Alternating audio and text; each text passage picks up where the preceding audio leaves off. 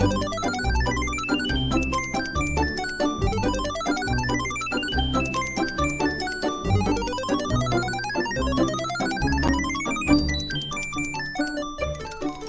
back to Radio Taiwan International. You're listening to Geek Out. What's your cup of tea, tickles your fancy, or floats your boat? Join us as we share passions from people in Taiwan and around the world. I'm your host, Michelle Chang, and today in the studio we have back Amanda Stevens. I sang it last time, but guess who's back again. Again and again. And again. I mean, okay, because the subject that you're talking about or geeking out about today is chunky. And I pitched a two-parter to you, yeah. which wasn't fair. Oh, I love it. Because it's something that I love when people are super passionate about stuff. Yeah. That's the whole point of the show, right? Mm-hmm. So last episode, we talked about the graphic art genre. Right. Graphic novels, comics, specifically, not superhero comics, so specifically everything else. Kind of a little bit of everything in between. Yeah. So this episode, we're going to get into, I'm not sure if you guys knew, but Amanda creates her own art. I do. I have in the past. I need to get back into it. Major props, because I actually graduated with a Bachelor of Fine Arts in printmaking and in oil paint. And I've just not really done anything since. It's really hard to keep it up. It is, right? Can I date this? Can I say it's the start of the new year? Sure. But I was looking over my resolutions from last year, and I did not meet any of my artistic resolutions. Look, we don't. Which is fine. Resolutions are just for fun, guys. You don't put so much pressure on yourselves. No, I don't feel pressure for it. The way that I do resolutions is what I call like a shotgun style, which is I write like between 40 to 70 on a piece of paper. What the? Because then you don't feel bad if you don't get them. You're never going to get them all. Okay. That's my point, right? All right. It's like, so you write as many as you can with a bunch of different topics. Okay. So we do it like a home topic, a personal topic, a hobbies topic. Okay. All right. So like I had artistic resolutions. Like I was going to post once a week. I was going to draw something. I was going to do these Inktober things. Where can we see your art, by the way? Oh God. It's on Instagram at Plot Chick. Yes. I thought I was clever, like a joke on Plot Twist, but no, I like it. Girl, so Plot Chick. No, I got it. I don't actually remember if it's one word or two words. It's on my RTI bio if you were going to look it up there. So that's where I post stuff when I make it. Okay, so let's start with comic book art or graphic novel art. Oh, because that was my most recent passion. So I was lucky enough, like I started reading comics and graphic novels when I was young. Mm-hmm. I don't remember when I found the first one, but it was like incredible. And then when I was in middle school, we actually had this after school club that was for making comics. And the teacher, cool. it was really fun. That's very cool. And I was best friends with a bunch of other people, a bunch of us like young middle school girls that drew pictures. If you have anyone you're related to, you know this stereotype. That was me. Like we have a notebook. We have several notebooks. We exchange notebooks. We're trading notes. Teachers Assortment hate that. of pens and color pencils. And teachers hate it because we're always passing notes and we're saying we're not. They've always got little pictures. We've got little like avatars. That's not a note. Like it's a picture. Oh, no, they were notes too. They were notes with like little. It was the golden age of MSN. Oh. Right. And but MSN transitioning into being able to text message because iPhones had just come out. Mm. So like we were doing we made our own notebook that we called, it was literally just called the Notebook. And we had 5 people that we would pass this notebook around, and everyone had their own avatar that you would draw. Oh. And you could draw in it, and then you would exchange notes or maybe like write a story or pass it around to other people who are in our like little club. This is adorable. It was really cute, but like now as someone who does teach, I'm like, I feel really bad for my teachers. I was like, sorry. I mean, there is a saying, it takes a bad student to be a good teacher. I guess so. Because, the quote unquote bad students kind of, we know. I know what you're doing. I know what you're doing. I see students doing the same thing, and they're like, "It's not a note," and I'm like, "I know what it is, sweetheart. I need you to put it away for now. I'm not going to confiscate it." So, what did you draw? Well, at that time, I was just kind of like I was really into dragons because I was really into high fantasy. Yes. If you pass like the artist section, you see all those really weirdly specific like how to draw X books. Oh, right. Someone had given me a how to draw dragons book, so I was obsessed with it. But what matters is that group of friends got me into the comic making class. I say class, but it's a club. Because they didn't teach you too much, which actually I think was a good thing. That was his whole point. Is to be creative. Right. Yeah. Unfortunately, our teacher passed away last year or 2 years ago. It was very sad. He was a really great person. But he had worked in the comic book industry. He had literally worked in the comic book industry for like years and years. And he was somebody who was like, this pulled me out of a dark place.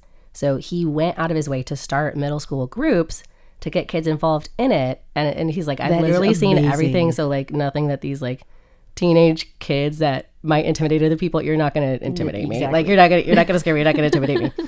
So he would give us, it was like an hour or an hour and a half after school. Yeah. We would get a snack, like halfway through. It was always like some kind of like baked potato chips or something that they're trying to be healthy, but it's something they could buy for a whole school wholesale. And that's always a challenge. Right, hard. So there was always some kind of snack, like a sugar snack or carb snack. And then he would give us a deadline. Like we had 2 weeks, I think we do it twice a week after school, to draw a comic. And you could make it whatever you want. He gave us like we would have to do a rough outline on two, like an A4 paper that had 2 pages drawn on it. And we'd have to show him the panels we wanted. You didn't have to, it was your rough draft basically. Okay. And then after that, he would allow you to use the big paper, which was 11.5 by 14 inches. So really big. And you would draw it out on that, and then you would ink it using, he had just like a giant like Costco bag of pens. Yes. Permanent markers, black ink pens. You could bring your own pens, you could bring whatever you want. And then if you met the deadline, you had to meet the deadline, and he was really strict about it, and it was a really hard lesson that a lot of us failed consistently. I mean, artists. And artists. Teenagers, artists and middle schoolers, middle school girls and boys. Great combination. Well, for just deadlines. chatting it up. He's constantly like, stop talking and start drawing. But like, he was mean, but in a nice way, if that makes sense. Yeah, of course. And if you got it done, you'd have to get your pages to him, and then he would publish it in a little book. So he'd take those books, and the reason the pages were so big is because that's the right size you need to size it down to. If you make a book out of A4 paper, but you fold it in half, right? So basically it's an A5. To get it to look good, size down on an A5 sheet of paper. Because he worked at a printing shop. So he would then go get it published in a little book, and we would get a copy of that book. And then they would also go to a comic book shop where people could buy them for 5 cents. That's great though. It was really fun. Yeah. And then at the end of the year, we would get quote unquote paid by the comic shop with a big book, with a big box, like a big moving box of comics, just like paper comics from all genres that we could just choose from. And they were just books that I assume they were comics that were either cheap or they thought like they couldn't sell or they were old or didn't matter to us. We were just like stoked. And then we could just pick whichever ones we wanted.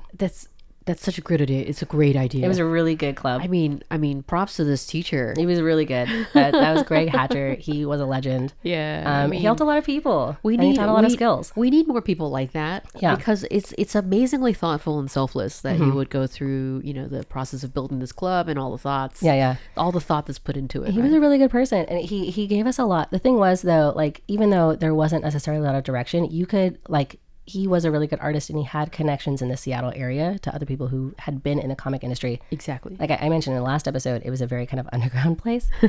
Not necessarily, like kind of seedy, kind of druggy, but not necessarily. And these are the people who are like, we went through that phase and now we're old.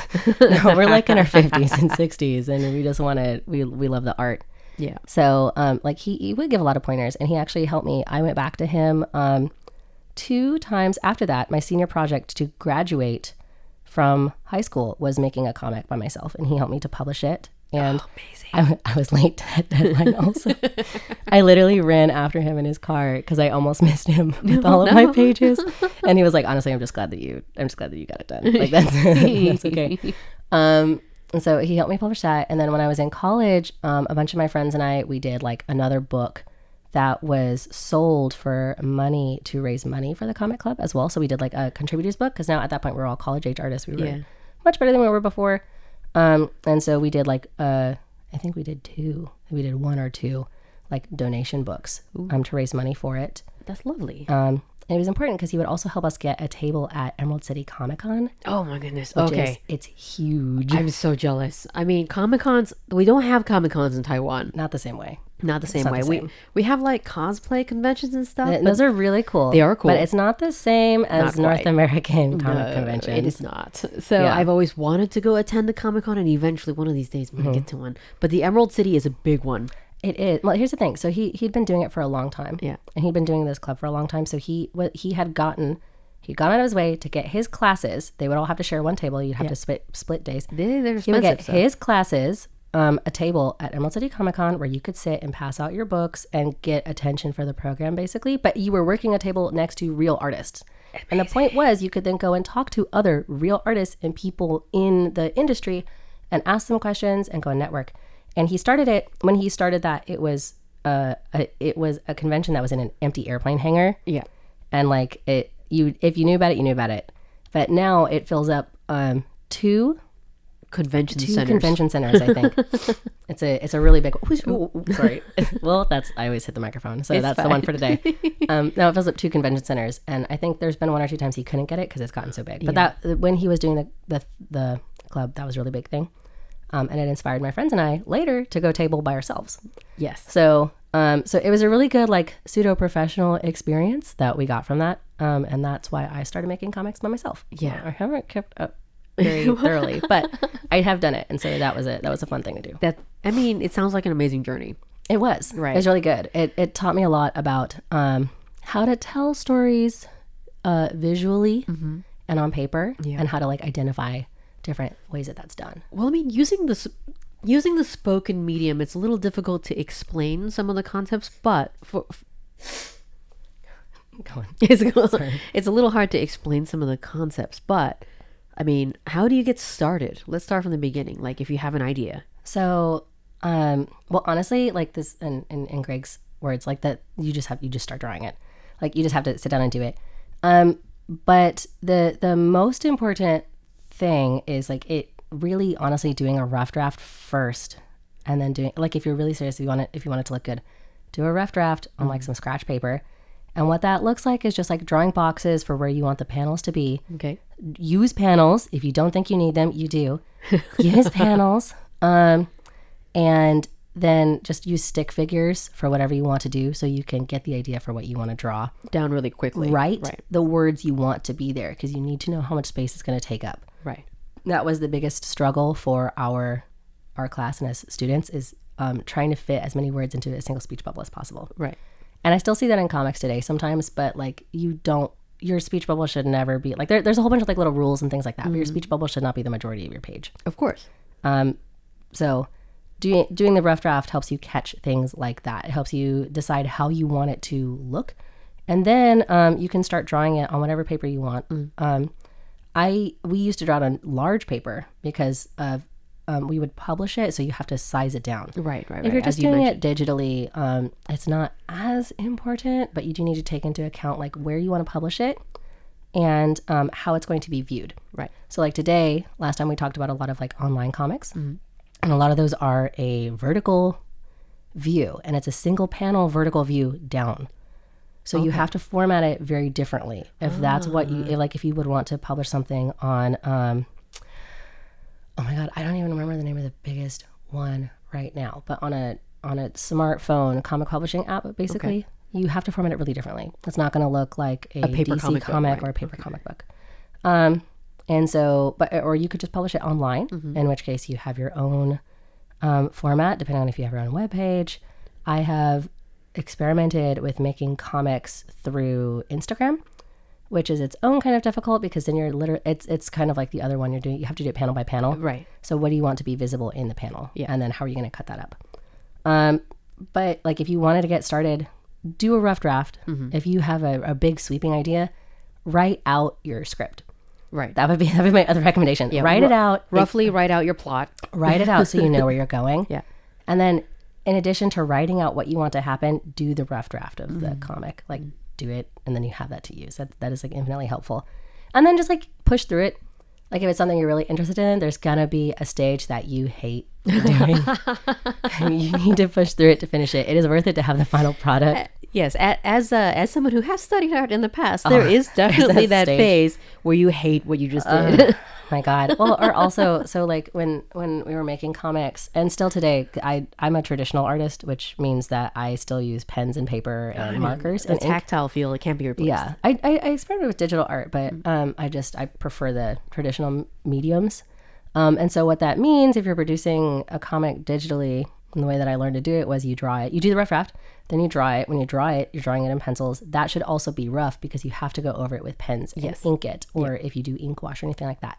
But then there is a stage that is, for me, we always had an erasing stage where you have to erase the under drawing. Yep. And that was just the most tedious, like hand cramping, sometimes paper ripping. Then you're just like the crumpling. The crumpling. It was the worst thing that I ever had to do.